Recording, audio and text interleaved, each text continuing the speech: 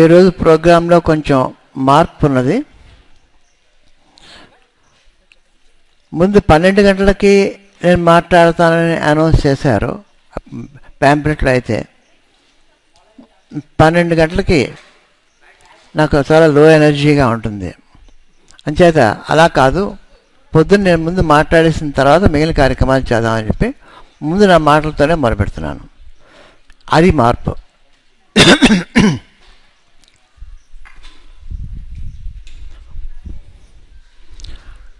అందరూ ఒకసారి ఓంకారం చెప్పుకోండి అమ్మా. ఓం.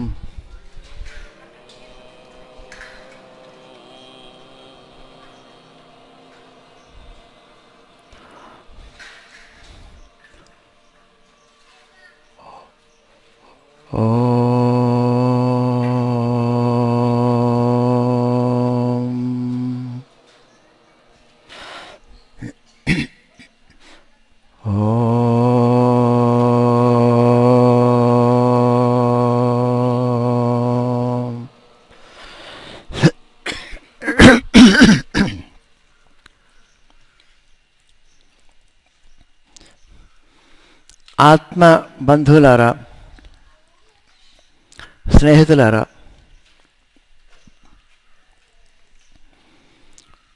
ఈరోజు గురు పౌర్ణమి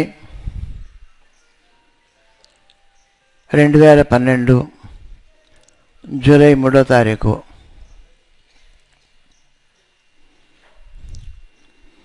భారతీయ సంప్రదాయ ప్రవర్తకులు, పురాణ ఇతిహాస వేద వాంగ్మయకర్తలు, జ్ఞానదాతలు, బ్రహ్మవేత్తలు, వేదవ్యాస, వాల్మీకి, దత్తాత్రేయ, శంకరాచార్యాది గురువులు, శ్రీనాథాది గురుత్రయం, గణపతిం, పీఠత్రయం, భైరవం, సిద్ధయోగం, వటుకత్రయం, పదయుగం, నూతీక్రమం, మండలం, వీరాన్, ద్వ్యష్క, చతుష్క, షష్ఠి నవకం, వీరావళీ పంచకం, శ్రీమన్మారిణి మంత్రరాజసహితం వందే గురోర్మండలం అని ఇలాగా 64 విద్యల్ని ఉపదేశం చేసినటువంటి గురువులందరినీ స్మరించుకొని, శ్రీ గురు, పరమగురు, పరమేష్ఠి గురువును ఆరాధించి వారికి ఫలతాంబూలాది దక్షిణలను సమర్పించి తీర్థప్రసాదములు స్వీకరించి ఈ గురువుల యొక్క జ్ఞానబోధను, ఆశీస్సులు ఈరోజు మీరంతా పొందాలని అమ్మ పాదాలని తవనీయంగా వేడుకుంటున్నాను. అమ్మయ్య, ఈ సంస్కృతం చెప్పగలనా లేనా తప్పులు లేకుండా ఎంతో అవస్థపడ్డాను. అందుకని రాసుకొచ్చాను.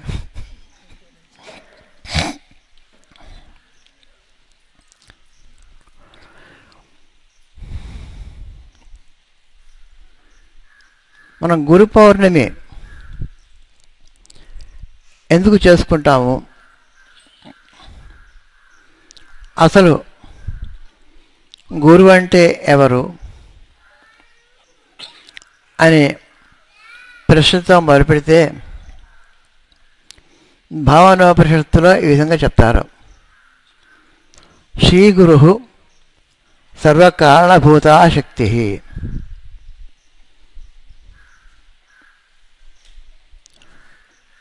శ్రీరేవ గురు,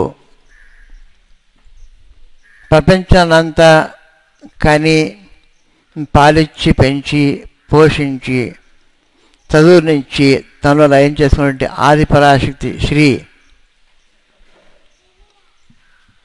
సత్తరే తమోగుణాత్మకమైన స్త్రీలో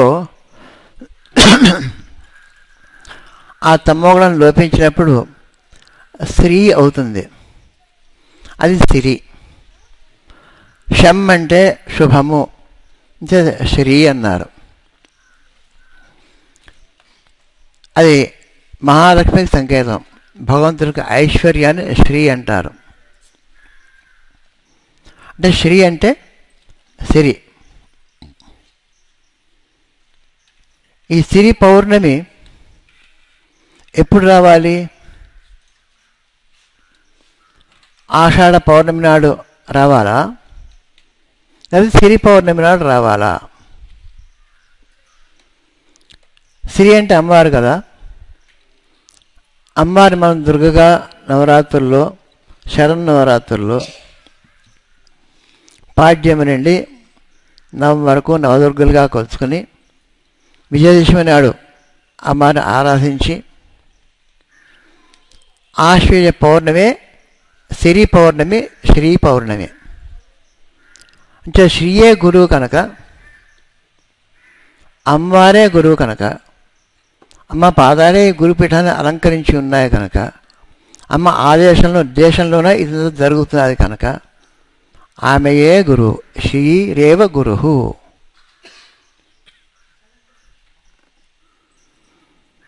అందుచేత ఈ గురు పౌర్ణమి ఆషాఢ పౌర్ణమి నాడు చేయడం సంప్రదాయాన్ని మనం పక్కకి పెట్టి ఆశ్వీజ శుద్ధ పౌర్ణమి నాడు మాత్రమే శ్రీ పౌర్ణమి మనం చేసుకుంటాం. ఇక మీద ఆషాఢ పౌర్ణమి నాడు మిగిలిన పౌర్ణమిలాగే మామూలు పౌర్ణమే మనకి ఇక మీదట. ఈ ఏడాది కాదు, వచ్చే ఏటి నుంచి ఈ సంప్రదాయం ప్రవర్తిస్తుంది.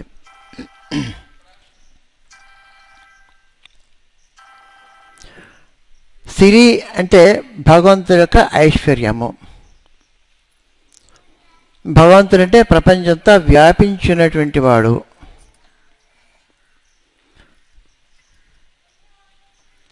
ఆయన యొక్క ఐశ్వర్యం ఏమిటి?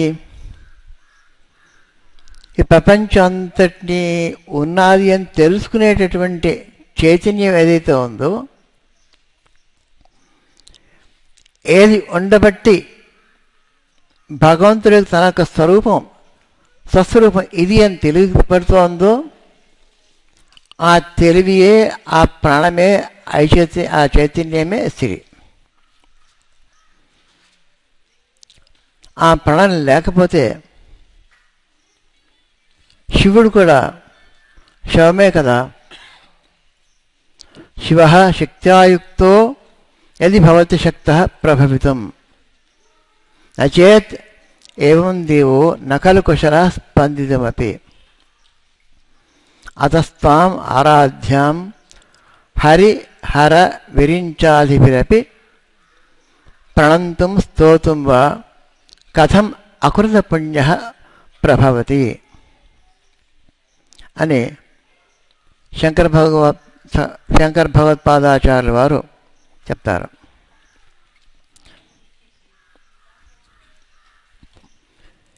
ఈ గురు పౌర్ణమిని మనమంతా చేసుకోవాల్సింది ఏమిటి? శిష్యులంటే ఎవరు? వారి యొక్క కర్తవ్యం ఏమిటి? గురువు అంటే ఎవరు? అమ్మవారికి రిప్రజెంటేటివ్గా ఎవరైతే ఉన్నారో ఆ గురువు యొక్క లక్షణాలు ఏ విధంగా ఉండాలి? ముందు కొంచెం ప్రస్తావిద్దాం. మనం ఏదైనా గురువు దగ్గరికి ఎందుకు వెళ్తాము? మనకి ఏదో ప్రాబ్లం ఉంటుంది. ఆ ప్రాబ్లం మనకి సాల్వ్ చేసుకునే కెపాసిటీ ఉండదు. గురువు అంటే అతని దగ్గర ఏదో వింతైనటువంటి దివ్యమైన శక్తులు ఉన్నాయి, వాటిని మన కోసం వెచ్చించి మన యొక్క బాధలను పోగొడతాడు అనేటువంటి కోరికతో మనం వెళ్తాం. దానికి ఆ గురువు ఏం చేస్తాడు? అది కొంచెం తర్వాత చూద్దాం. అంచేత గురువు దగ్గర మన ప్రతిఫలాపేక్షతో వెళ్తున్నాం. ప్రతిఫలాపేక్ష లేకుండా శుద్ధ జ్ఞానం కోసం ఎవరైనా వెళ్తే వారికి అమ్మవారు ఇక్కడ మానవ గురు స్వరూపంలో ఉండి వారి ద్వారా మోక్ష జ్ఞానాన్ని ప్రసాదిస్తుంది.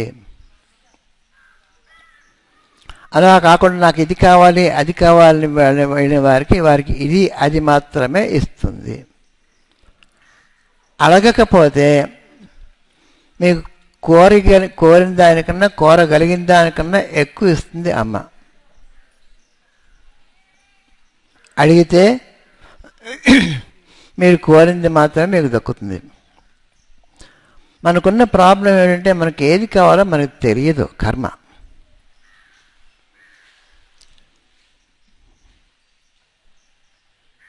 నిజంగా నాకేమిటి కావాలో తెలియదు కనుక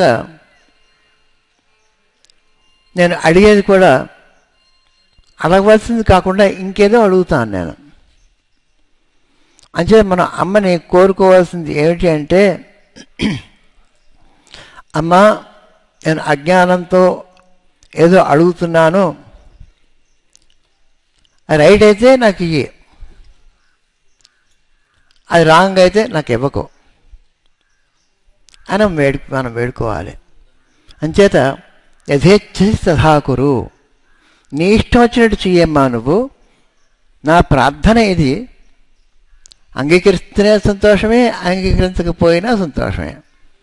నాకు మగపిల్లడు కావాలని ఉంది, ఆడపిల్ల పుట్టింది, నువ్వు ఇచ్చేవి సంతోషంగా స్వీకరిస్తాను. నాకు రోగం నయం కావాలి ఉన్నది, కాలేదు, నువ్వు ఇచ్చి నేను సంతోషంగా స్వీకరిస్తాను. అది అటువంటి శరణాగతి శిష్యులకు ఉండాలి. అంచేత దీనిలో మనకు తెలియని సారాంశం ఏమిటంటే, ఆ గురువు అయినటువంటి పరదేవత యొక్క ప్రోగ్రాం ఏమిటి, అది మన కర్తవ్యం. శిష్యులుగా మన కర్తవ్యం ఏమిటంటే, భగవతి ఏది కోరుతున్నారో దాన్ని మనం నెరవేర్చడం, అది నిజమైనటువంటి కర్తవ్యం.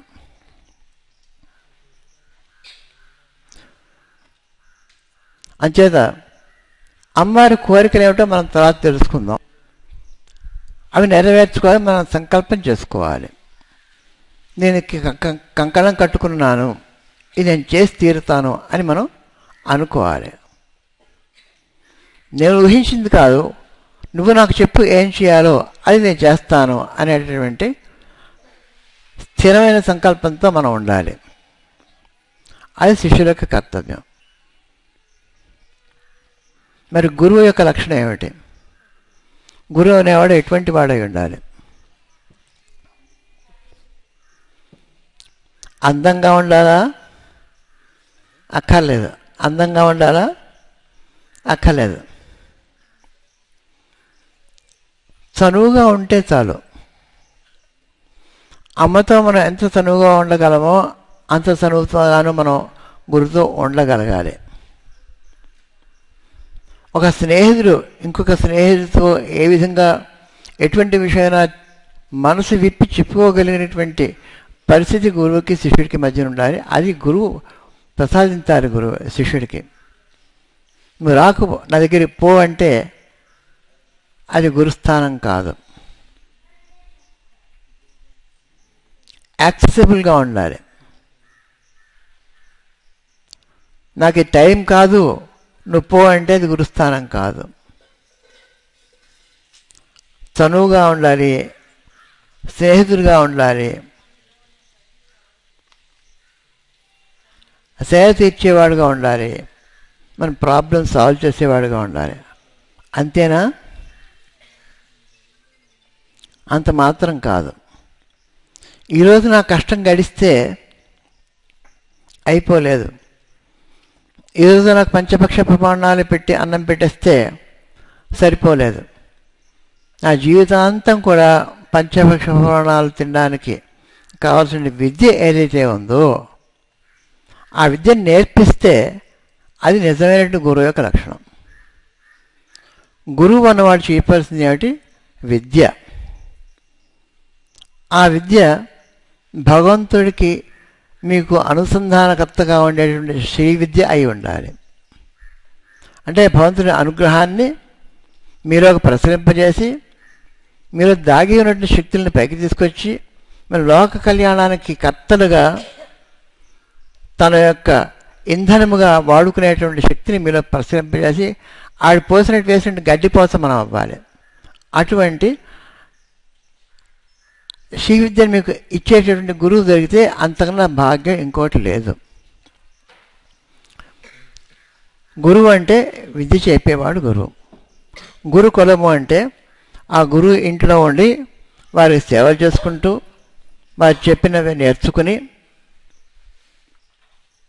పైకి మీ యొక్క భవిష్యత్తుకి పునాది వేసేటువంటి వాడు గురువు. మీకు దాహం తీర్చేటువంటి వాడు గురువు. మోక్షాన్ని ప్రసాదించేటువంటి వాడు గురువు.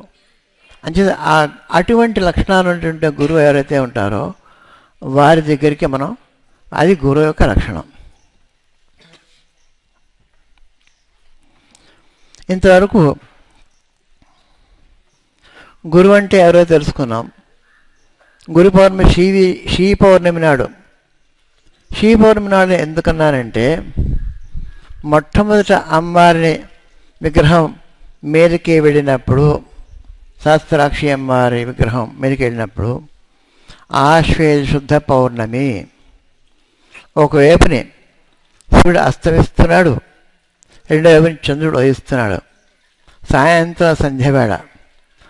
ఆ మూడు ఒక లైన్లో ఉన్నాయి. అమ్మవారి మధ్యనది.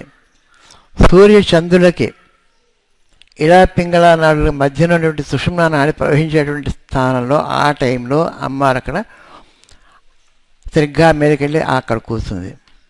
ఆవిడ అడుగు 108 శిచకాల ప్రతిష్ఠ చేశాం. అంచేత ఆ రోజు మనం గురు పౌర్ణమిగా చేసుకుందామని చెప్పి సంకల్పం. ఇంకా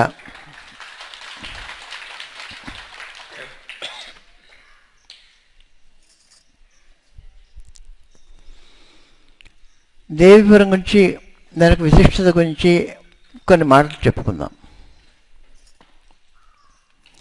దేవీపురం అంటే ఏమిటి? దేవి ఎక్కడ ఉంటుందో అదే దేవీపురం. దేవి అంటే చైతన్యము. చైతన్యం ఎక్కడ ఉంటుంది? ఒక పవిత్రమైన క్షేత్రంలో ఉంటుంది, ఒక తీర్థంలో ఉంటుంది, ఒక కొండ మీద ఉంటుంది, ఒక చెట్టులో ఉంటుంది, పుట్టలో ఉంటుంది, పావులో ఉంటుంది, పిట్టలో ఉంటుంది. అంతలో వ్యాపించింది. కానీ కొన్ని స్థలాల్లో కొంత ప్రత్యేకత సంతరించుకుని ఉన్నటువంటి స్థలాన్ని మనం దేవీపురం అన్నాం. ముఖ్యంగా మీలో ఎప్పుడైతే స్వార్థం తగ్గి, అంటే ఇతరుల దగ్గర నుంచి తీసుకుందాం అనేటువంటి ఉద్దేశం తగ్గి ఇతరులు నాకు పంచి పెడదామనే ఉద్దేశం పెరుగుతుందో అప్పుడు దేవి మీలోకి ప్రవేశిస్తూ ఉన్నది. దేవి యొక్క సంకల్పం ఏంటి? ఎన్నో మిలియన్ల సంవత్సరాల కష్టపడి ఈ ప్రాణిని మానవుడి స్థితికి తీసుకొచ్చింది. ఇక్కడితో ఆపేస్తుందా అమ్మ?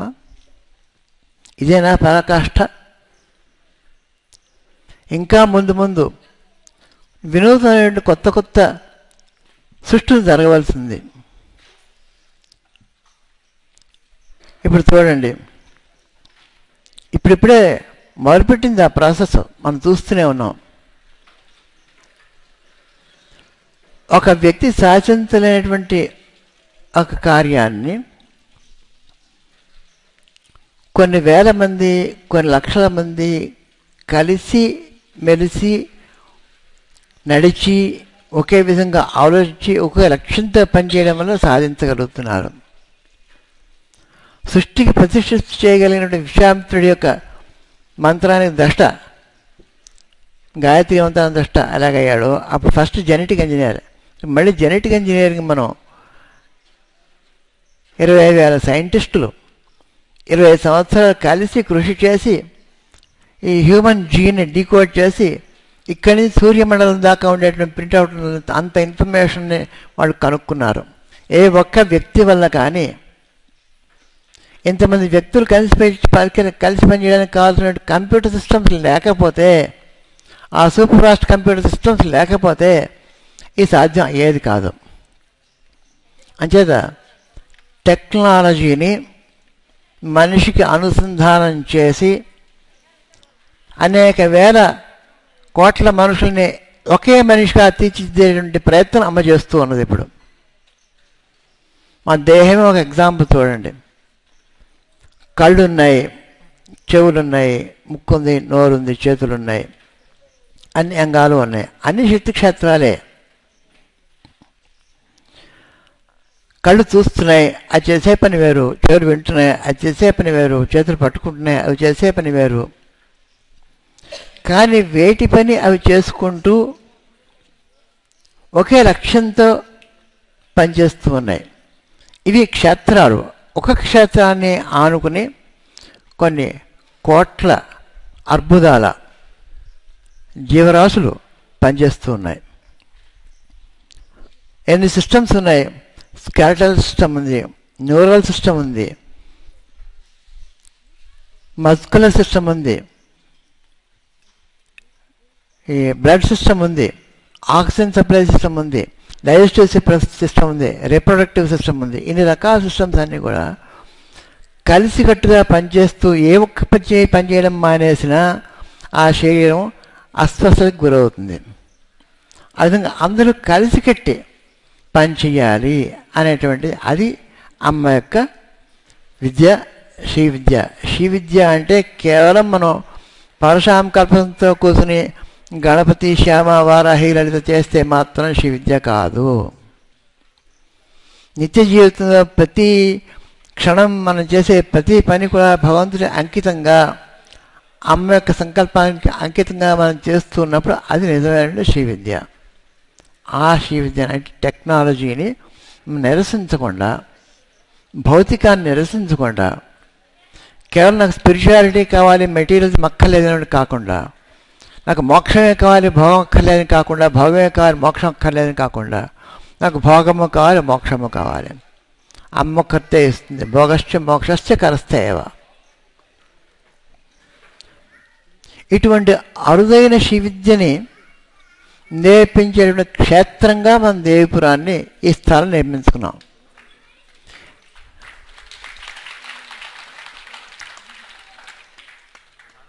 ఇక్కడ మనకు దొరికేది ఏమిటి? ఒక ప్రశాంతమైనటువంటి వాతావరణం, అలజడి లేనటువంటి వాతావరణం. మనస్సు శాంతిగా ఉంటుంది ఇక్కడికి వస్తే. మనకన్నా నాకన్నా 100 రెట్లు బాగా చేయగలడు సుబ్బారావు గారి పూజలు. ఆయనకన్నా 100 రెట్లు బాగా చేయగలడు ఈ తిరుపతి ఇటువంటి వాటిలో జరిగేటువంటి. ఈ ప్రపంచంలో అది మన విశిష్టత కాదు. పూజలు ఘనంగా చేయడం, అలంకారాలు ఘనంగా చేయడం, వాటి యొక్క ప్రయోజనం దానికి ఉంది, లేదని లేదు. కానీ అది మన విశిష్టత కాదు. మన విశిష్టత ఏమంటే విద్య, ఎంపవర్మెంట్ త్రూ ఎడ్యుకేషన్. మనం మొట్టమొదటి చాప్టర్లో రాసుకున్నది టెంపుల్ ఆఫ్ లెర్నింగ్. అంటే కేవలం టెంపుల్ మాత్రమే కాదు. టెంపుల్ ఆఫ్ లెర్నింగ్ అంటే ఏమిటండి? యూనివర్సిటీ. అక్కడ ప్రజలు వస్తూ ఉంటారు, వెళ్తూ ఉంటారు. వాళ్ళు ఒక లైబ్రరీలో ఎలాగైతే ఇన్ఫర్మేషన్ వస్తూ ఉంటుందో, మళ్ళీ కొత్త ఇన్ఫర్మేషన్ చేరుతూ ఉంటుందో, మళ్ళీ వెళ్తూ ఉంటుందో, అలాగే ప్రజలైన ఇన్ఫర్మేషను ఈ సిస్టంలోకి వచ్చి వెళుతూ ఉంటుంది. అది అటువంటి టెంపుల్ ఆఫ్ లెర్నింగ్, అది మనకి నిజమైనటువంటి టెంపుల్. అంచేత దీన్ని మనం ప్రాపగేట్ చేయడం అనేటువంటిది మనం పెట్టుకున్నాం. దేవిపురం అంటే చెప్పాను మీకు ఇందాక, మీ అందరిలోనూ చైతన్యం ఉంది, మీరు అందరూ దేవిపురాలే. చెట్టులో, పుట్టలో, పిట్టలో, పక్షిలో, మొసల్లో, జంతువులు అన్నిట్లోనూ ఉంది. ఎక్కడున్నా అదే ప్రాణం. ఎక్కడున్నా ఆహార, నిద్ర, భయమేధనాలు అన్నిటికీ కామనే. అయితే వీటికి మాత్రమే పరిమితం కాకుండా ఇంకా పైన ఉన్నటువంటి అందరూ కలిసి పనిచేద్దాం అనే సంకల్పం ఏదైతే ఉందో అది శ్రీ విద్య. అది మన జీవన శైలిని, సరళిని మార్చేటటువంటి విద్య. ఆ విద్యను మీరు నేర్చుకోండి. అది మా యొక్క ప్రథమ కర్తవ్యం. మీకు విద్య నేర్పించడం మొట్టమొదటి కర్తవ్యం. వస్తారు మీకు ప్రాబ్లమ్స్ పూజలా చేస్తాం, మాకన్నా బాగా చేసేవాళ్ళు కోట్ల మంది ఉన్నారు. ఇది కాదు, మీరు నిజంగా రావాల్సింది విద్య కోసం రావాలి. మీరు నేర్చుకుంటే సరిపోతుందా? చాలదు. పూర్వకాలం శివుడిని చాలా గోప్యంగా ఉంచేవారు. గోపనీయం మాతృజారవత్, గోపనీయం స్వయోనివత్ అని చెప్పేసి ఎవరికి అందకుండా అక్కడ అలమారాలో పెట్టి తాళం వేసి ఆ రాక్షసుడి ప్రాణం తిన్నట్టుగా దీన్ని దాచేవారు, ఎవరికి అందుబాటులో లేకుండా. ఇప్పుడు అమ్మ యొక్క ఆదేశం అది కాదు. అమ్మ యొక్క ఆదేశం అంటే అందరికీ శక్తినిచ్చేటువంటి విద్య అందరికీ అందుబాటులోకి రావాలి, ఈ ముసుగు తీసేయాలి, uncover the mystery and open it up, అందరికీ అందుబాటులోకి తీసుకురావాలి. అది అమ్మ యొక్క సంకల్పం. అని మీరు నేర్చుకుంటే చాలదు, మీరందరూ కూడా గురువులు అవ్వాలి. మీరు గురువులు ఎలా అవ్వగలరో మేము చెప్తాం. మేము గురువుగా చేసేపెట్టి కూర్చోబెట్టి మీ చేత మంత్రాలు ఇప్పిస్తాం, ఆ మంత్రాలు పనిచేస్తాయి. మీరు నేర్చుకోవాలి, నలుగురు నేర్పించాలి. మీరు ప్రధానంగా ఇచ్చిన గురుదక్షిణ, నాకు ఇచ్చినటువంటి 10 రూపాయలు 20 రూపాయలు 100 రూపాయలు ఇవి కావు దక్షిణ. నాకు కావాల్సిన దక్షిణ అంటే మీరు విద్య నేర్చుకోండి, మీరు శక్తివంతులు అవ్వండి, మీ శక్తి నలుగురికి పంచండి, ప్రపంచానికి లోక కళ్యాణం చేయండి. అది నాకు కావాల్సిన దక్షిణ.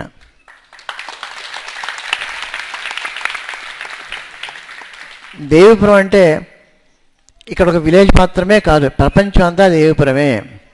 మన భూలోకం ఒకటే కాదు, చంద్రలోకము, సూర్యలోకం, ఎన్ని కోట్ల నక్షత్రాలు ఉన్నాయో, ఎన్ని కోట్ల గెలాక్సీలు ఉన్నాయో, ఎన్ని అంతులైనటువంటి జీవరాశులు ఉన్నాయో, వాటి గురించి కొద్దిగానే ఆలోచిస్తే అది కూడా శివిద్య కదా. ఇప్పుడు అంత దూరం వెళ్ళొద్దు. మనమే ఉన్నాం.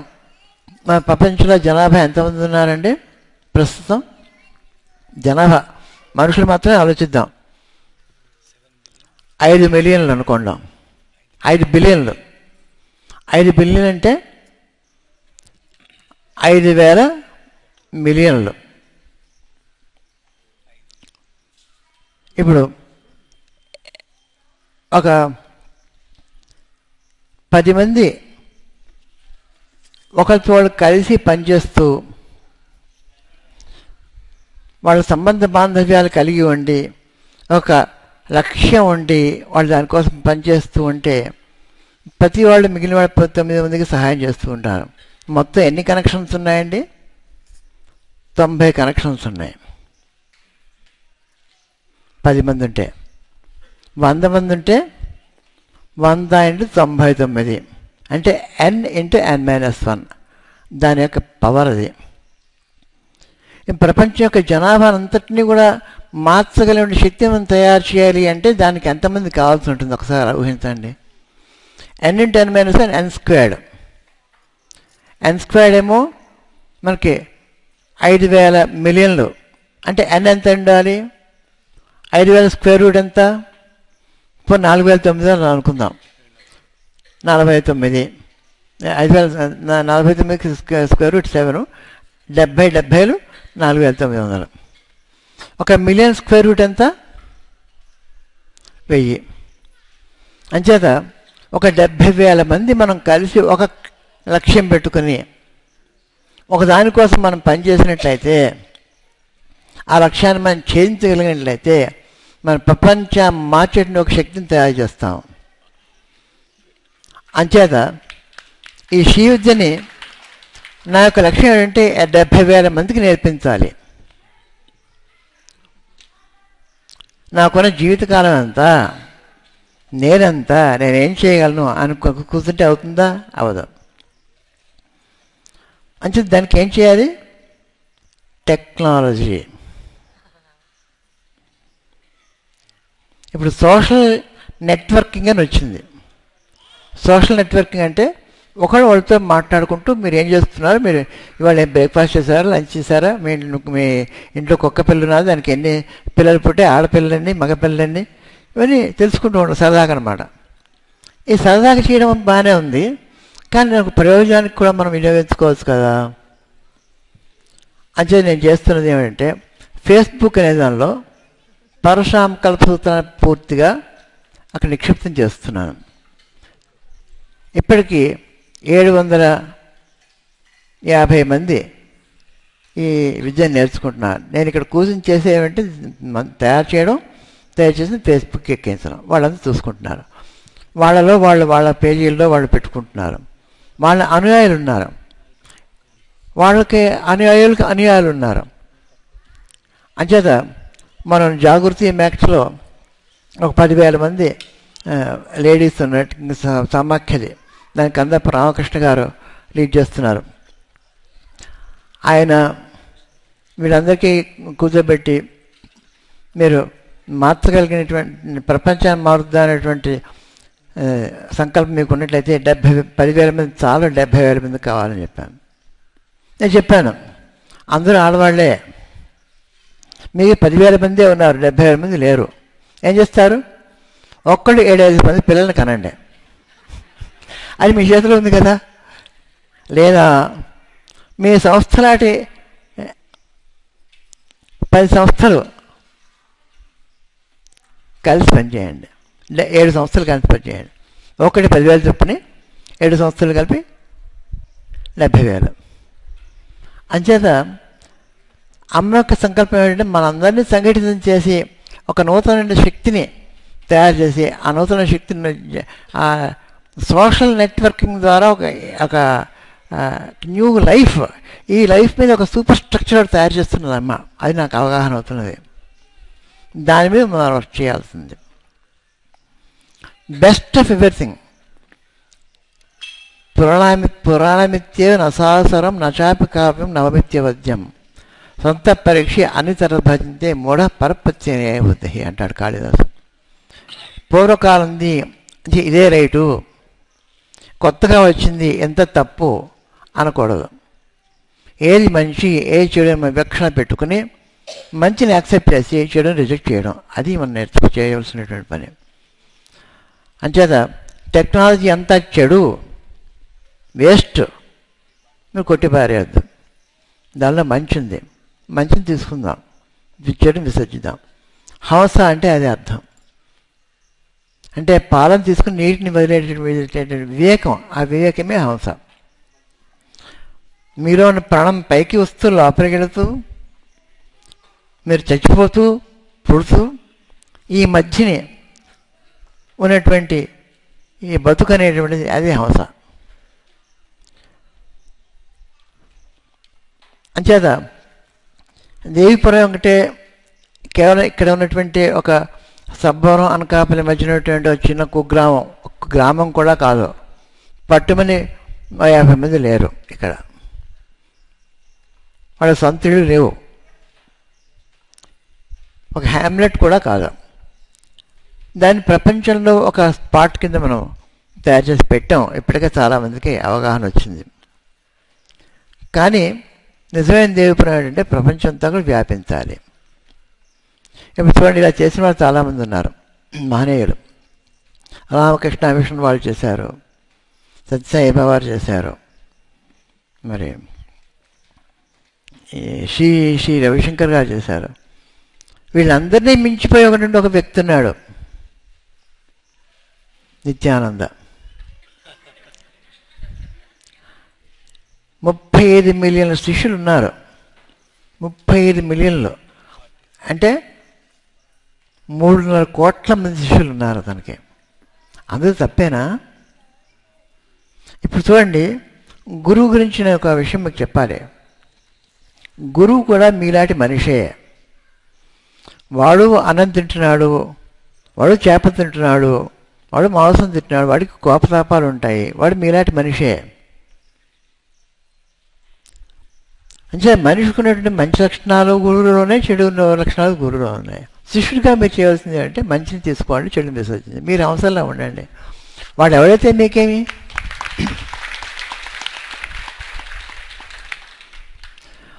నేను చెడుగా పరితమని చెప్పినంత మాత్రం మీ వివేకం ఏమైంది? నువ్వు ఎవడో నాకు చెప్పడానికి నన్ను అడగాలి. మీరు గురువుని ప్రశ్నించగలిగే అధికారం మీకుంది. అది మీరు ఎట్టి పరిస్థితుల్లో వదులుకోకూడదు. గురువుని ప్రశ్నించేట అధికారం వదులుకోకూడదు. Must exert your power, you must not give away your power to anybody. ఇక మనం ముందు ఇప్పుడు ఈ 70,000 మందిని తయారు చేసి ప్రపంచం అంతా మార్చిన శక్తిని తయారు చేయడానికి నాకు అంచనా ఏమిటంటే 10 సంవత్సరాలు పడుతుంది అని అనుకుంటున్నాను. 10 సంవత్సరాల్లో ఇది మనం చేయగలము అని నాకు ఒక నమ్మకం కుదురుతోంది. మరి 15 సంవత్సరాల టైం స్కేల్లో మనం చూసినట్లయితే తర్వాత వచ్చే మొత్తం 15 సంవత్సరాలు మనం ఏం చేయగలము అంటే, కలాం గారు అని చెప్పి మనకి ప్రెసిడెంట్ ఉండేవారు. ఆయనకి కళ ఉండేది. ఆ కళ పేరు పురా. పురా అంటే PURA, providing urban facilities in rural areas. అంటే పట్టణాల్లో ఏ ఫెసిలిటీస్ అయితే ఉన్నాయో ఆ ఫెసిలిటీస్ అన్నీ కూడా గ్రామాల్లోనే ఉంటే గ్రామాల్లోంచి పట్టణాలకి ప్రజలు వలస వెళ్ళరు. వాళ్ళ తెలివితేటలు గ్రామాలని అభివృద్ధి చేయడానికి పనికి వస్తాయి. గ్రామం అభివృద్ధి చెందితే మన దేశం అభివృద్ధి చెందుతుంది ఆయన ఐడియా. దాన్ని నేను ఫాలో అవుతూ ఒక TTV అనేటువంటి TTD లాగా కాదు, TTV, టెక్నాలజీ టు విలేజెస్, గ్రామానికి టెక్నాలజీని తీసుకెళ్దామని. దీనికి మనం చేస్తున్నటువంటి ప్రయత్నాలు ఏమిటి? ప్రస్తుతం మనం చేస్తున్న ప్రయత్నాలు ముందు చేస్తున్నవి ఏమిటి, ఇప్పుడు చేస్తున్నవి ఏమిటి, చేయబోతున్నవి ఏమిటి? గృహదానం, ఇల్లు కట్టించి వాళ్ళకి ఇవ్వడం. ఇవి వయోజన విద్యా కేంద్రాలుగా, కంప్యూటర్ ట్రైనింగ్ సెంటర్స్గా 10 గ్రామాల్లో 10 ఇళ్ళు కట్టించి వాళ్ళకి ఇచ్చాం. విద్యాదానం, 5 విద్యా కేంద్రాల ద్వారా మొత్తం అంతా 30 స్కూల్స్ 11 సంవత్సరాలు రన్ చేసాం. వయోజన విద్యా కార్యక్రమాలు చేసాం. పొదుపు కార్యక్రమాల ద్వారా వాళ్ళ జీవితాన్ని వాళ్ళు మార్చుకోవడానికి, వాళ్ళ లైవ్లీహుడ్స్ క్రియేట్ చేసుకోవడానికి మొత్తం 10,000 మందితో ఈ జాగృతి సంస్థ ఇక్కడ స్టార్ట్ అయింది. అది వేరైంది. మరి తల్లి నుంచి బిడ్డ వేరేగా జీవితం ఉండదా? అలాగే దీని స్టార్ట్ అయిన బిడ్డ దానికి వేరే జీవితం ఉంటుంది. వాళ్ళ ద్వారా 10,000 మంది మనం అప్రోచ్ అవ్వగలుగుతున్నాం. తర్వాత గృహ విద్య, ఐశ్వర్య దానాలు. ఐశ్వర్యం అలాగా విద్య ద్వారా. ఏమిటా విద్య? మీరు ఏం చేస్తే మీరు డబ్బు గడించుకోగలరు, ఏం చేస్తే మీరు ఆరోగ్యంగా ఉండగలరు, ఏం చేస్తే అవి చెప్పడం ద్వారా వాళ్ళకి అవి ఇచ్చినట్టు అవుతుంది. ఇక ఈ అన్నదానం గురించి మనం అనుకుంటున్నాం. మిమ్మల్ని అందరినీ పట్టుకుని పీడిస్తున్నాను నేను, అన్నదానం చేయండి, అన్నదానం చేయండి, అన్నదానం చేయండి అని. గొప్ప ఐడియాయే. కానీ అమెరికాలో ఇంకొక ఐడియా ఉంది. మనంతా పీపుల్ బుద్ధి పీనాస్ వాళ్ళు, వీళ్ళేం డబ్బులు విదల్చరు అనుకుంటాం. అది కరెక్ట్ కాదు. వాళ్ళు ఒక సంస్థ పెట్టారు. ఆ సంస్థ ఏమిటి? ఎవడు వెళ్ళినా సరే ఫ్రీగా మొత్తం అంత పోయినంత ముష్టాన్నంగా పెడతారు. కడుపు నిండా భోజనం పెడతారు, డబ్బులేం అడగరు. నా వెళ్ళిపోయేటప్పుడు ఒక డొనేషన్ బాక్స్ ఉంటుంది. మీరు కావాలంటే అనిపిస్తే మీరు దానిలో మీకు తోచింది తర్వాత వచ్చే వాళ్ళకి పెట్టడం కోసం చెప్పి మీరు వేసుకోవచ్చును. అంటే ఒకటి తిని ఇంకోటి పెట్టడం అనమాట. ఇప్పుడు మనకు ఉన్నటువంటి పరిస్థితి ఇదే కదండి. ఇన్ని వేల లక్షల కోట్లు స్వాహా చేసినటువంటి ఒక వ్యక్తిని మీరు తినండి మాకు పెట్టండి అని అడుగుతున్నా లేదా? అదేదా? మీరు కొంచెం తినండి మాకు కొంచెం పెట్టండి అంటే ముందు మనం తిని వాళ్ళకి కొంచెం పెడదాం. పొలిటీషియన్స్ అంతా అంతే, ముందు వాళ్ళు తింటారు, తర్వాత మరి తప్పదు కానీ పెడతారు కొంచెం. మనం కూడా పొలిటీషియన్స్ అవ్వచ్చు, మనం కూడా కొంచెం డబ్బు సంపాదించుకోండి, అన్నీ చేసుకోండి, కొంచెం కొంచెం వాళ్ళకి ఇస్తూ ఉండండి. అది మృష్టాన్న భోజనం దానం. అంటే ఒకళ్ళకే ఇస్తారు. అది 5 ఏళ్ల కింద స్టార్ట్ చేసిన సంస్థ, $10తో స్టార్ట్ చేసిన సంస్థ ఈనాడు 1,00,000 మందికి రోజు భోజనం పెడుతూ ఎవరిని ఒక నయా పైసా అడగకుండా రన్ అవుతున్నది. మన అన్నదానం కార్యక్రమం ఇటువంటి, ఇది అన్నదానమే కాదు, అనేక రకమైన దానాలు దాని నుంచి స్టార్ట్ అవుతాయి. ఇక నాకు కొన్ని కళలు ఉన్నాయి. ఈ కళలు ఏమిటంటే, ప్రతి ఇంటికి దీపం ఉండాలి, ప్రతి ఇంటికి ఒక ఎయిర్ కండిషనర్ ఉండాలి, చల్లగా వేడిగా ఉన్నప్పుడు చల్లగా ఉండాలి. వేసవికాలం వచ్చింది, ఇక్కడ ఉండలేము. వేసవికాలం పవర్ కట్టు, వాడు రోజుకి 12 గంటలు మాత్రమే కట్ చేస్తాడు, 12 గంటలు ఖచ్చితంగా ఇస్తాడు. చల్లని ఇల్లు ఉండాలి, పోసుకోవడానికి వేడి నీళ్ళు ఉండాలి. ఇప్పుడు కొన్ని గ్రామాల్లో కొన్ని ప్రాంతాల్లో నీరు దొరకదు, భూగర్భ జలాలు ఇంకిపోయాయి. అంటే ప్రకృతి, మనం దాని నుంచి లెసన్ తీసుకుని ప్రకృతి ఎలాగా నీటిని తయారు చేస్తోందని ఊహించినట్లయితే, ఎక్కడున్నా గాలి అంటూ ఉంది కదా, ఆ గాలిలో తేమ ఉంది కదా, ఆ తేమ నుంచి నీరు శుద్ధమైన జలం తీసుకోవచ్చు భూగర్భంలో లేకపోయినా. అంటే సౌరశక్తిని ఉపయోగించి సోలార్ ప్యానల్స్ తోటి దీపాలు, ఎయిర్ కండిషనింగ్, వేడి నీళ్ళు, ఫ్రెష్ వాటర్. తర్వాత మనం భోజనం చేసినప్పుడు గోబర్ గ్యాస్ అంటున్నారు. దానిలోని ప్రాబ్లం ఏంటంటే, నేను పట్టణంలో నివసిస్తున్నాను, 2 గేదెలు తీసుకొచ్చి ఇంట్లో ఎలా పెట్టుకోగలరు? వాటికి పోషించడానికి గడ్డి ఎక్కడి తీసుకొస్తారు? దానికి మీ దగ్గర ఉన్న స్థలం ఏమిటి? దానికి ఒక 10 లీటర్లు అది పోస్తే మనకి ఒక 10 కిలోలు అది దానిలో పోస్తే మనకు 1 కిలో గ్యాస్ వస్తుంది. కానీ ఇప్పుడు ప్రజలకు అనుకుంది ఏంటంటే, మనం వంట చేసినప్పుడు, భోజనం చేసిన తర్వాత కొన్ని వదిలిస్తూ ఉంటాం కదా, వాటిని మనం వేయడం వల్ల హై కలరీ ఫుడ్స్, వేస్ట్ ఫుడ్స్ అంటే ఆనపకాయ ముక్కలు, చీకడుగు నీళ్ళు, ఇవన్నీ కూడా తొక్కులు ఇవన్నీ దానిలో వేస్తే 2 కిలోలు వేస్తే 1 కిలో గ్యాస్ వస్తుంది మీకు. 2 కిలోలకి 1 కిలో వస్తుంది. ఆ యూనిట్ చిన్నది, మీరు ఆ బాల్కనీలో పెట్టుకోవచ్చును. 1 కిలో నీళ్ళు మీకు మెన్యూలు వస్తుంది. కావాలంటే వాటిని లేకపోతే రీసైకిల్ చూసుకోండి. ఈ విధంగా వీటన్నిటి కూడా టెక్నాలజీస్ ఉన్నాయి, కొత్తగా కనుక్కోవాల్సింది ఏం లేదు. కొంచెం వీటిని ఒక ఇంటగ్రేట్ సొల్యూషన్ మనం తయారు చేయగలమా, చేసి ప్రజలకు అందించగలమా? ఈ 15 సంవత్సరాల్లో నా కార్యక్రమం ఏంటంటే, భారతదేశంలో ఎన్ని ఇళ్ళైతే ఉన్నాయో, ఎన్ని గ్రామాల్లో ఎన్ని ఇళ్ళైతే ఉన్నాయో అన్నిటి కూడా సౌరశక్తి ద్వారా దీపాలు వెళ్ళాలి, చల్లని ఇల్లు ఉండాలి. చల్లని ఇల్లు, వేడి నీళ్ళు ఎక్కడి నుంచి వస్తాయి? హీట్ పంప్ అని ఒకటి ఉంది. మీకు ఎయిర్ కండిషనర్ ఎలా పనిచేస్తుందో ఐడియా ఉందా? అది చేసే పని ఏమిటి? చల్లగా ఉన్న స్థలం నుంచి వేడిగా ఉన్న స్థలానికి ఆ హీట్ని పంపిస్తుంది. అంటే చల్లది ఇంకా చల్లబడుతుంది, వేడిది ఇంకా వేడవుతుంది. చల్లబరచడానికి ఎఫిషియన్సీ ఒక 1/10 అయితే, వేడి చేయడానికి ఎఫిషియన్సీ 10 టైమ్స్. మనకి 2 కావాలి. ఏమిటి? మన ఇల్లు చల్లబడాలి, నీరు వేడి కావాలి. అంటే ఒక హీట్ పంప్ వాడినట్లయితే ఇటు చల్లబడుతుంది, ఎంత వేడిగా ఉంటే అంత చల్లగా ఉంటుంది లోపల. చూడండి ఎంత హ్యాపీగా ఉందో సిచ్యువేషను.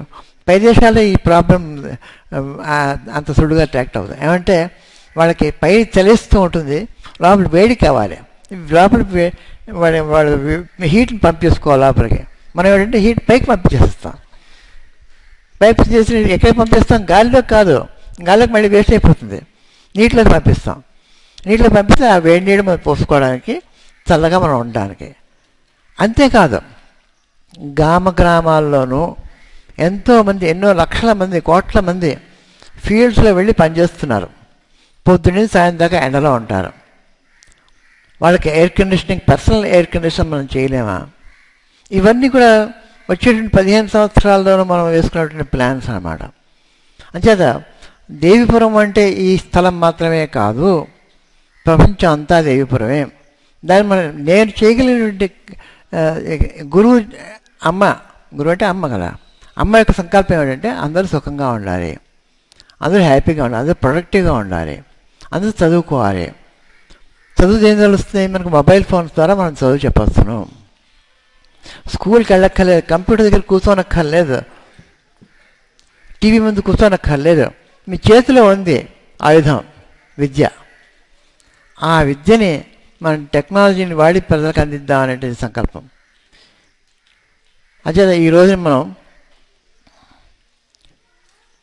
గురువు అంటే ఎవరు అని తెలుసుకుని, శిష్యుడి యొక్క కర్తవ్యం ఏమిటో తెలుసుకుని, గురువు యొక్క లక్షణం ఏమిటో తెలుసుకుని, ఇక్కడున్న ప్రత్యేకత ఏమంటే ప్రశాంతత, అరుదైన శ్రీ విద్యని నేర్చుకోవడం. ప్రపంచాన్ని మాత్రమే మనం సంకల్పం చేసుకుందాం, ఆ సంకల్పాన్ని నెరవేర్చడానికి మనం కంకణం కట్టుకుందాం, ఈ కళలు ప్రపంచానికి మనం అందిద్దాం. అంటే ఇది దేవుని యొక్క విశిష్టతలు.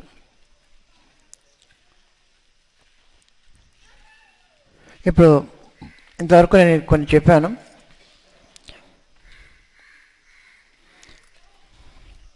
మొన్న హైదరాబాద్ నుంచి చాలామంది చాలా చోట్ల నుంచి వచ్చారు. ఇది నా దగ్గర లిస్ట్ ఉంది కానీ ఇది చదువుతున్నాను. నిత్యాన్నదాన కార్యక్రమం దేవపురానికి జానకీరత్నం గారు 3 లక్షలు, దుర్గా 2 లక్షలు, చీటీ డబ్బులు జానకీరత్నం గారు ₹1,00,000, 2,10,000. శేషకృష్ణ రాజలక్ష్మి గారు ₹1,50,000, శ్రీదేవి గారు 1,00,000, సూర్యకుమార్ 1,00,000, సామ్రాజ్యలక్ష్మి 50,000, కాత్యాయని 50,000, విజయలక్ష్మి గారు, యోగావతి గారు, భార్గవి గారు, కవిత గారు, అన్నపూర్ణ గారు, జయప్రద గారు, పుష్ప గారు, సత్యవతి గారు, శ్రీలక్ష్మి గారు, వీళ్ళందరూ ప్రమాణం ₹10,000 చొప్పుని, ₹5,000 చొప్పున లక్ష్మణరావు, సూర్యకాంతం, ఉమా, సరోజిని, చంద్రమాల, రాము, ఈ రాము 10,000 ఇచ్చారు. ఈ విధంగా వాళ్ళు సొంతంగా ఎర్న్ చేసుకునేటువంటి డబ్బులు అన్నదానం కోసం చేస్తున్నారు.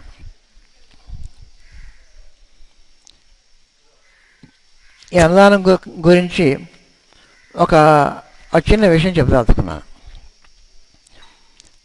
మనకి కెపాసిటీ, దేవపురం కెపాసిటీ ఒక 500 మందికి మనం సేవ చేసుకుందాం అనుకుందాం. అంటే ఒక్కొక్క మనిషి ఒక 10 మందికి సేవ చేయగలరు అనుకుంటే ఇక్కడ ఉండవలసిన వాళ్ళు ఎంతమంది? ఆశ్రమ వాసులు 50 మంది.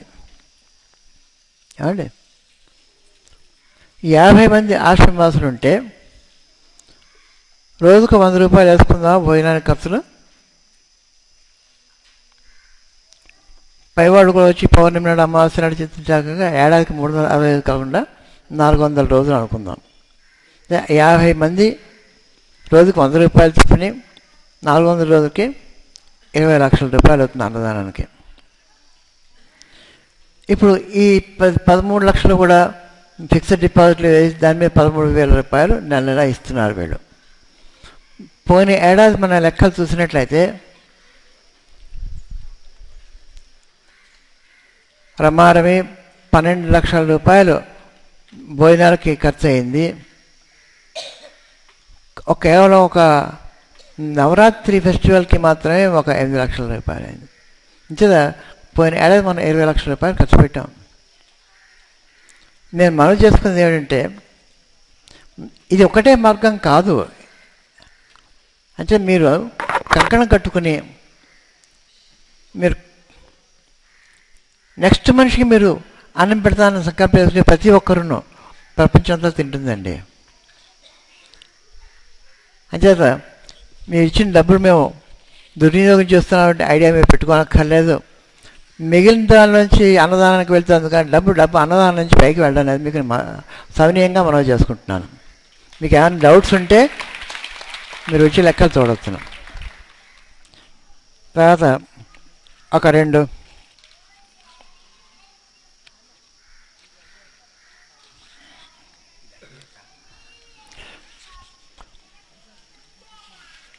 ఇప్పుడు మనం ఏమిటి, ఎక్కడికి వెళ్దాము, ఎక్కడికి వెళ్తున్నాం అనేటువంటి ఒక ఐడియా పెట్టుకున్నాం కదా. ఇప్పుడు ప్రస్తుతం ఉన్నటువంటి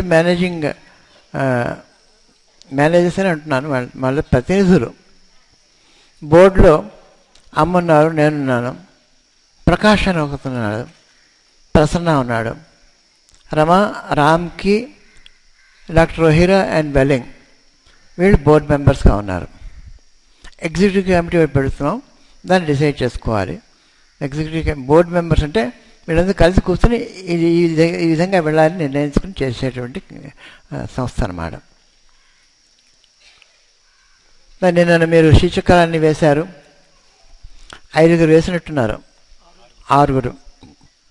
అందులో వాటికి ఈరోజుని ఏది బెస్ట్, ఏది నెక్స్ట్ అని చెప్పేసి అనుకున్నాం.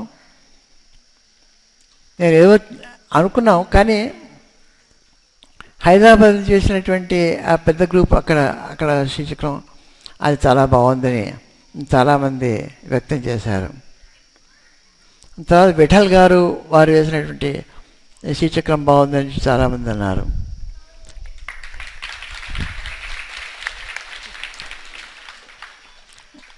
ఆ స్పెషల్ మెన్షన్ ఏమిటంటే, కేశవ శర్మ గారు ఒక పెద్ద షీట్ తీసుకుని దాని మీద డ్రా చేసి శీర్షికలోని దేవతలని అందరి ఫోటోలు తీసుకుని ఆ ఫోటోని వారి స్థానంలో అతికించేశారు. అది స్పెషల్ మెన్షన్.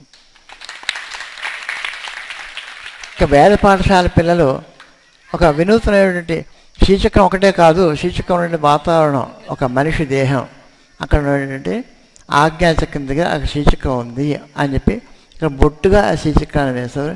అది కూడా ఒక స్పెషల్ ఎఫర్ట్. అంచేత మేము అనుకున్నది ఏంటంటే అందరికీ ఫస్ట్ ప్రైజ్ ఇద్దాం అనుకున్నాం. అందరికీ ఒకటే ప్రైజు, ఫస్ట్, సెకండ్, థర్డ్ అంటూ ఏం లేవు. మీరు చేయడమే గొప్ప. మీరు విద్యను ప్రాపగేట్ చేస్తున్నా మనకు కావాల్సింది అదే. అందరికీ ఫస్ట్ ప్రైజే ఇద్దాం, సెకండ్ ప్రైజ్, థర్డ్ ప్రైజ్ ఎందుకు మనకి? మనం ఎప్పుడు సెకండ్ ప్రైజ్, థర్డ్ ప్రైజ్ కాదు. ఓకే, మంచిది. అది చెప్పాను కదా ఇందాక, చెప్పానే. విఠల్ గారు హనుమంతరావు గారు వీళ్ళంతా కదా కలిసి చేశారు. నేను చెప్పదలుచుకున్న మాటలు ఇక్కడ ఇంతవరకు సరి. తర్వాత ఈ కొత్తగా ఇండక్ట్ చేసుకున్నటువంటి కొనాలి నుంచి పరిచయిస్తుంది మా అమ్మాయి రమ. తను ఏవో కొన్ని మాటలు చెప్తానది. దాన్ని రమ ఇక్కడ ఉన్నావా అని మాట్లాడతా. నేను ఒక నిమిషం. నిన్నను మీరంతా సినిమా చూశారు. పూర్తిగా ఆశ్రమవాసులే స్క్రిప్ట్, కథ రాసుకుని కాన్సెప్టు, కథ, action, screen play, direction, shooting, editing మొత్తం అంతా మేమే చేసుకున్నాం. అంచేత దానిలో ఎన్ని చోట్ల ఎన్ని తప్పులున్నాయి మీకన్నా మాకు బాగా తెలుసు.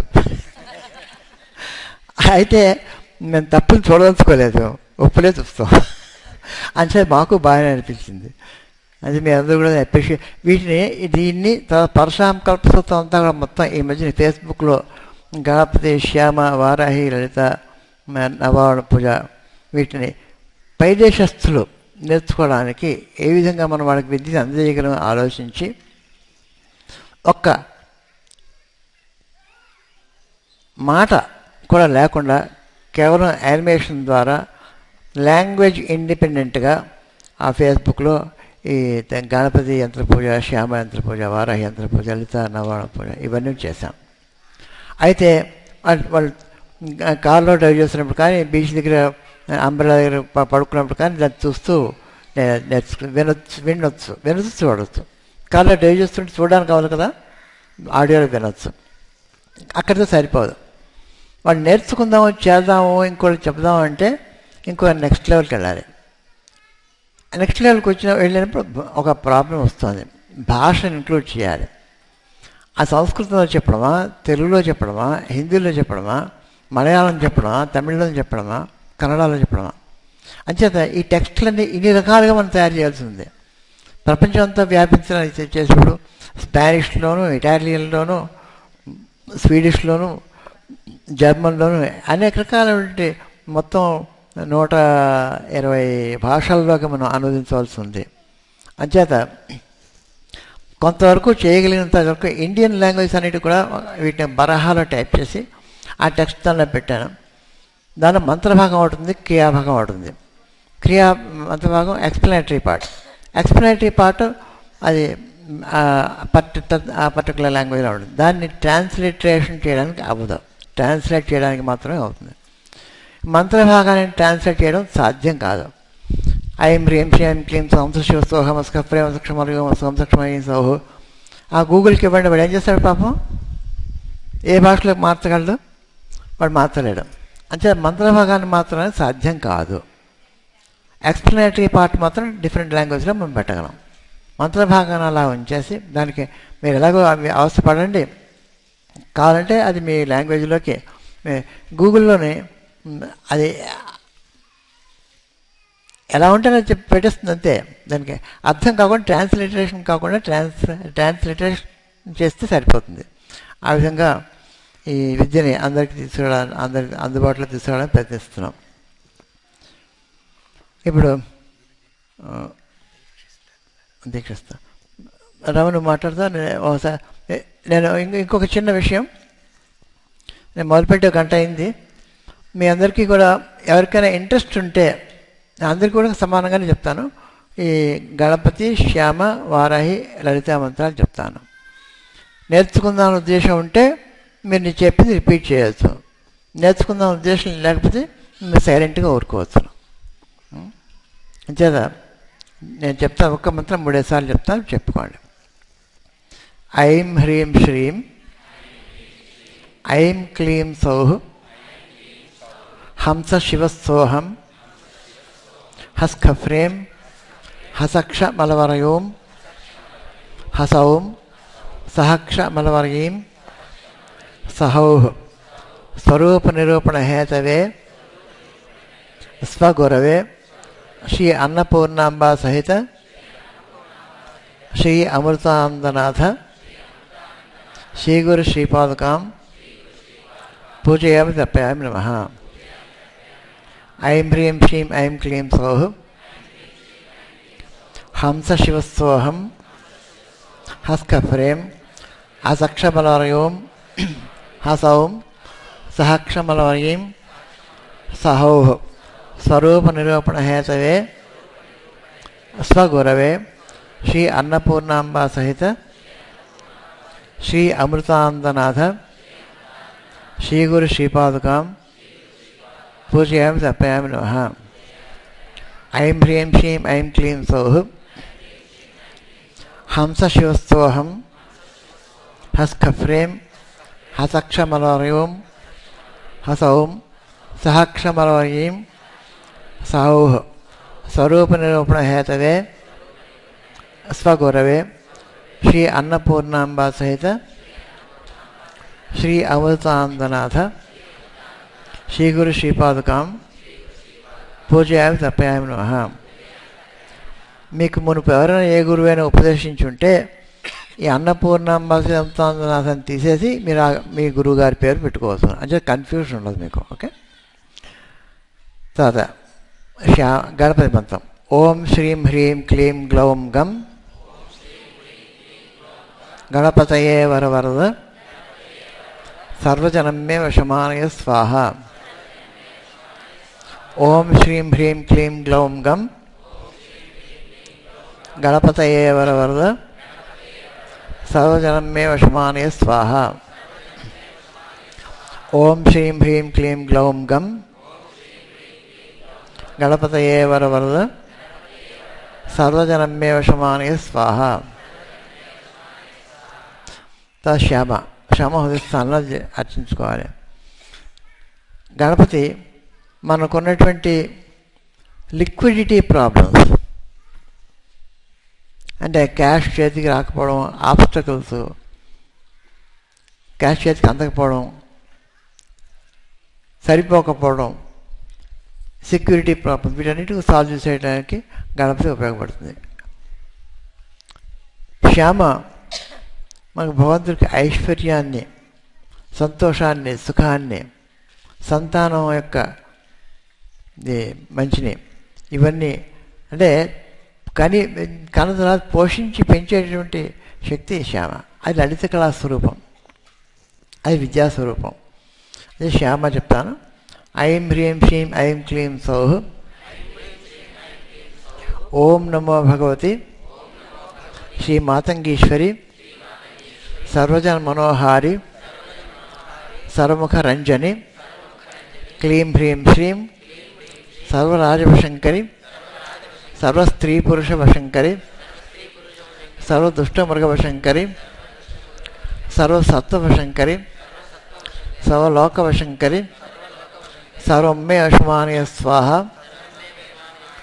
సౌ క్లీం ఐం శ్రీం హ్రీం ఐం ఐం హ్రీం శ్రీం ఐం క్లీం సౌః ఓం నమో భగవతి శ్రీ మాతంగీశ్వరి సర్వజన మనోహారి సర్వముఖరంజని క్లీం హ్రీం శ్రీం సర్వరాజవశంకరి సర్వస్త్రీ పురుష వశంకరి సర్వదుష్టమృగవశంకరి సర్వసత్వవశంకరి సర్వలోకవశంకరి సర్వమే అశమానయ స్వాహ సౌ క్లీం ఐం శ్రీం హ్రీం ఐం.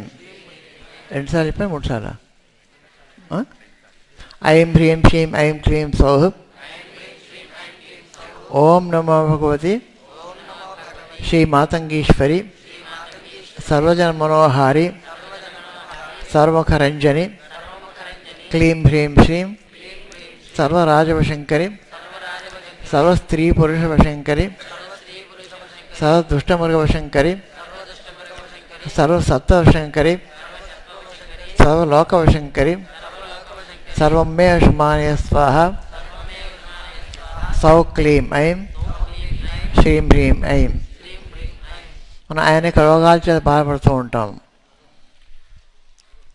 క్యాన్సర్తోనూ, ఎయిడ్స్తోనూ, అనేక రకాలైనటువంటి కష్టత సాధ్యమైనటువంటి వ్యాధులని బాధపడే వారికి రక్షణ కల్పించేటటువంటిది వారాహి.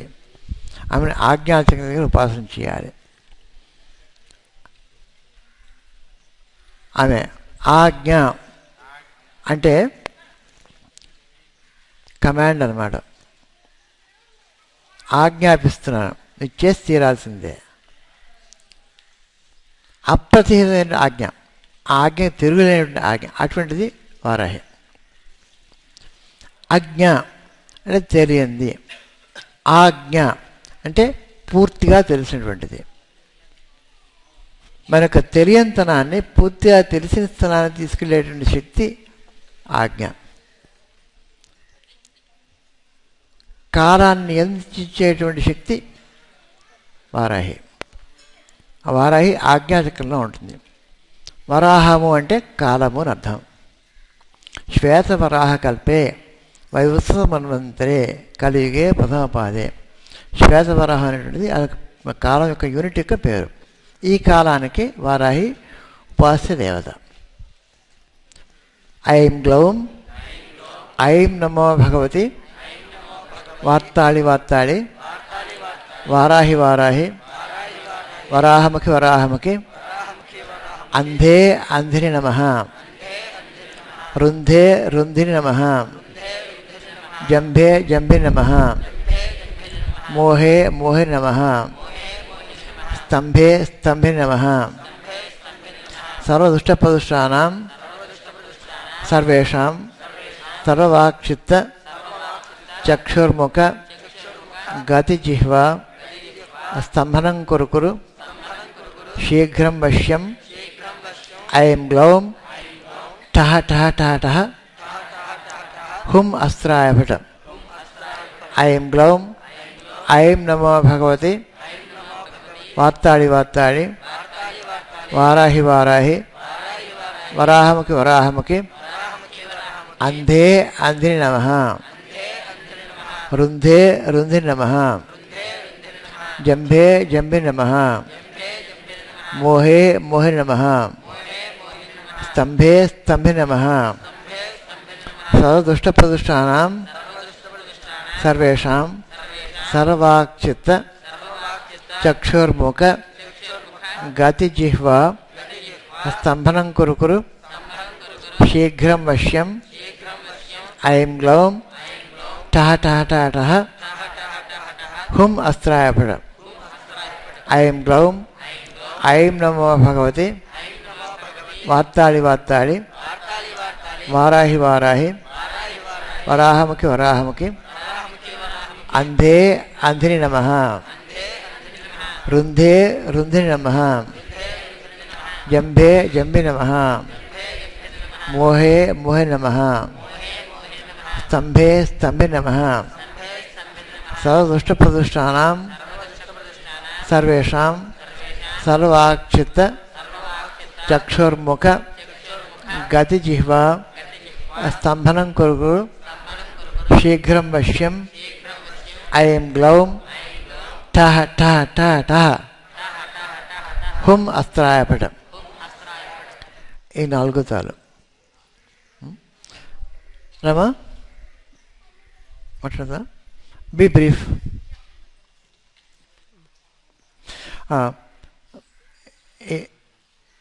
ఈ బంగారు పువ్వులు తీసుకొచ్చారు ఈయన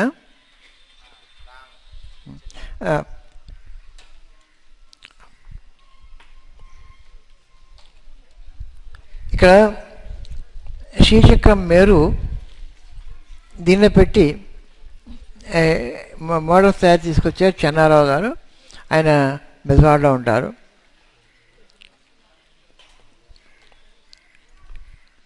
ఒకటి బంగారపు రంగులోను ఈ శ్యామ రంగులోను మారుతూ ఉంటుంది. రెండోది పూర్తి బంగారపు రంగులో ఉంటుంది. వాటి మధ్యని కావాల్సినట్టుగా మనం రాళ్ళు పెట్టుకోవచ్చును. చేత దీనికి యూఎస్బి పోర్ట్లో ఒక 2 GB పోర్ట్ ఉంటుంది. దానిలో కావాల్సిన మ్యూజిక్ మనం పెట్టుకోవచ్చు. దీనిలో మొత్తం అంతా కూడా ఈ పరశురామ కల్పతత్వానికి సంబంధించినటువంటి విషయాలని కూడా దానిలో పెట్టాం. మ్యూజిక్ ఫర్ మేరూస్ దానిలో పెట్టాం. అది లోడ్ చేసుకుని మీరు పెట్టుకోవచ్చు. దీని కాస్ట్ గురించి ఆలోచిస్తున్నా ఎంత పెట్టాలి ఏమిటని మీకు త్వరలోనే తెలియజేస్తాను. ఎవరికైనా ఇంట్రెస్ట్ ఉంటే ఇది తీసుకుందామని. అది నా ఉద్దేశం అయితే 5,000 to 9,000 రూపీస్ రేంజ్లో ఉంటుందని అనుకుంటున్నాను. 5,000 నుంచి 9,000 రూపాయలు ఆ రేంజ్లో ఉంటుంది. అది డిసైడ్ చేయాలి ఎగ్జాక్ట్లీ. ఈ ప్రొడక్షన్ కాస్ట్ వర్కౌట్ చేసిన తర్వాత అప్పుడు చేస్తాం. ఓకే, అది తర్వాత చూద్దాంలే. అంటే దానిలో మ్యూజిక్ పెట్టుకుని మనకు కావాల్సినవి మార్చుకోవచ్చు. కావాలంటే మ్యూజిక్ మార్చుకోవచ్చు, రిపీట్గా పెట్టుకోవచ్చు. మొత్తం అంతా ఒక 2 GB 4 GB ఇన్ఫర్మేషన్. అది పెన్ డ్రైవ్లో పెట్టుకుని సమస్తం సౌందర్యలహరి నీ ఇష్టం, చండీ సప్తశతి అదే. ఓకే, మీకు కావాల్సిన వాళ్ళు దాన్ని ఆయన కాంటాక్ట్ చేయండి. ఆయన ఫోన్ నెంబర్ ఉన్నది మీరు తీసుకోండి. ఆయన డైరెక్ట్గా కాంటాక్ట్ చేయొచ్చు. తర్వాత మీరందరూ కూడా ఒక చిన్న కాగితం ముక్క తీసుకుని దాని మీద మీ పేరు, ఫోన్ నెంబరు, ఈమెయిల్ రాసిస్తే ఎవరెవరు గురు పౌర్ణమికి వచ్చారంటే ఒక డేటాబేస్ మాకు క్రియేట్ చేసుకోవడానికి అవకాశం ఉంటుంది. ఇది ఎందుకు అడుగుతుంది, మళ్ళీ ఎందుకు అడుగుతున్నానంటే ప్రజలు మారుతూ ఉంటారు. ఒక స్థానం నుంచి ఇంకో స్థానానికి మారుతున్నప్పుడు వాళ్ళ అడ్రస్ మారిపోతాయి, వాళ్ళ ఫోన్ నెంబర్ మారిపోతాయి, వాళ్ళ సెల్ ఫోన్ మొబైల్ పోతుంది, అది దానిలో ఫార్మాట్ అయిపోతుంది, డేటా ఉండదు. ఇవన్నీ మారుతూ ఉంటాయి కనుక మళ్ళీ అప్డేట్ చేసుకోవడం, మళ్ళీ ఇవన్నీ వెనక ప్రతి వాళ్ళకి ఉత్తరం రాసుకోవడం కనుక మీరు ఒకసారి రాసి ఇచ్చేసి చిన్న కాగితం మీద మీరు మీ పేరు, మీ ఫోన్ నెంబరు, ఈమెయిల్ అడ్రస్, ఈ 3 చాలు మాకు ఇవ్వగలిగితే. తర్వాత ఇంకొకటి చిన్న విషయం కూడా చెప్పచ్చు. ఒక కుటుంబానికి యజమాని ఉంటారనుకోండి, ఆ కుటుంబంలో ఎంతమంది సభ్యులు ఉన్నారు, 4, 5, 10 మంది, ఆ సంఖ్య కూడా ఇస్తే సరిపోతుంది. ఈ 4 పేరు, అదొక దీనికి పెట్టు.